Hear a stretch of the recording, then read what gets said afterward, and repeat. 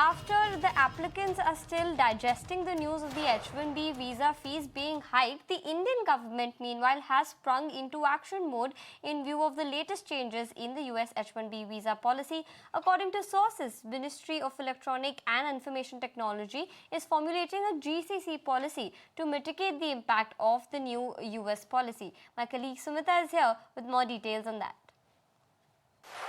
So we're given to understand from senior government officials within the Ministry of Information and Technology that the government is likely to announce the new GCC policy within the next 15 days. But let's understand the backdrop a little bit. Remember, this is coming in at a time when Donald Trump administration has revised the visa fee. He has raised the visa fee, although there was some clarity that emerged from the US administration after that policy rollout.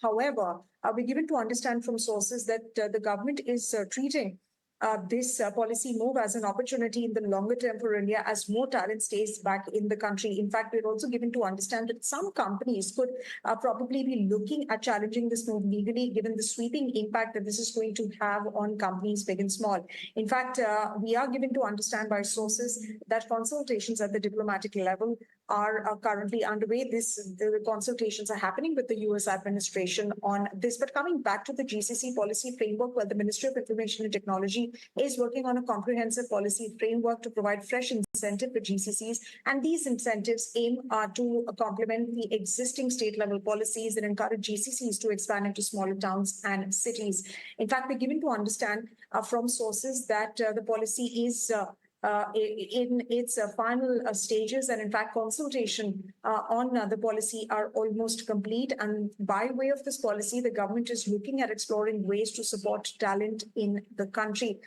Remember, the GCC policy will be emphasizing on long-term talent building in frontier areas like generative artificial intelligence, healthcare, and financial intelligence. And this essentially signals the government's move from short-term fiscal incentives to sustainable strategies that align with India's broader aim of technological advancement and workforce development, given the times that we're living in, where there is so much disruption that's currently underway in the world.